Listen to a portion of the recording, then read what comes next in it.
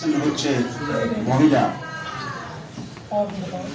এবং এর সংখ্যা নট লেস দেন দ্যাট কোটি। আমাদের আত্মীয়তে 33% মহিলা করার একটা বিধান আছে, রাজনৈতিক দল এবং একমাত্র জামাতেই এই শর্তটি পূরণ করতে।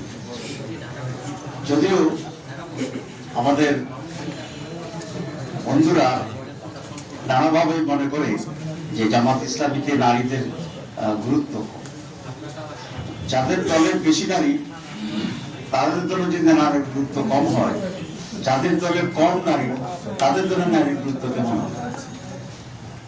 কিন্তু অপপ্রচারের মাধ্যমে একটা ভুল জিনিসকে তারা এস্টাবলিশ করতে পারে। আপনারা জানেন যে নির্বাচন খুবই আসন্ন এবং এই নির্বাচনে জামাত ইসলামীর মহিলারা খুবই অ্যাক্টিভ। আমাদের মহিলারা বাড়ি বাড়ি যাচ্ছে, স্ব এলাকায় বিভিন্ন ভোটারদের সাথে কন্ট্যাক্ট করছে। যেমনি ভাবে আমাদের পুরুষ কর্মী সমর্থন করে ভোট চান এবং আমাদের যে অ্যাসেসমেন্ট সেটা হচ্ছে সারা দেশে আমাদের নারী সমর্থকই বেশি, জামাতে ভোট দেবে মহিলারা বেশি, কারণ মহিলারা শান্তিপ্রিয় এবং তারা বিশৃঙ্খলাকে উগ্রতাকে পছন্দ করে না। আমার যে নির্বাচনী এলাকা আছে চৌদ্দগ্রাম, সেখানেও আমার অ্যাসেসমেন্ট হচ্ছে আমি পুরুষদের চেয়ে নারী ভোট বেশি পাবো, পুরুষের ভোট বেশি পাবো, অনেক পাবো, কিন্তু রেঞ্জ অফ দি ভোটার নারী এবং পুরুষের ভিতরে নারীদের বেশি এবং খুবই অ্যাক্টিভ। তো সারা দেশে আমাদের নারী, আমাদের প্রধান প্রতিপক্ষ যারা আছে তারা এটা বুঝতে পারে, ওরা এটা ট্যাপ পেয়েছে যে জামাতের মহিলা নারীরা যে পরিমাণ অ্যাক্টিভ আছে, এতে মহিলাদের কর্মকাণ্ডই তাদের টোটাল কর্মকাণ্ডকে সারপাস করে দিতে।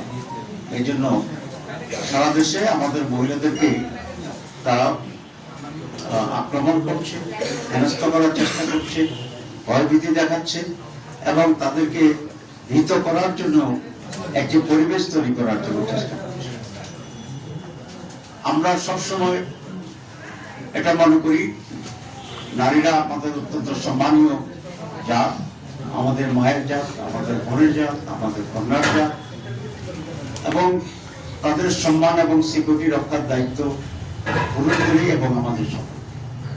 কিন্তু আনফর্চুনেটলি যারা বেশি বেশি করে চিৎকার করে নারী অধিকার এবং স্বাধীনতার কথা বলে, তারাই এখন দেখছি শুধু রাজনৈতিক কারণে নারীদের উপর হামলা করে।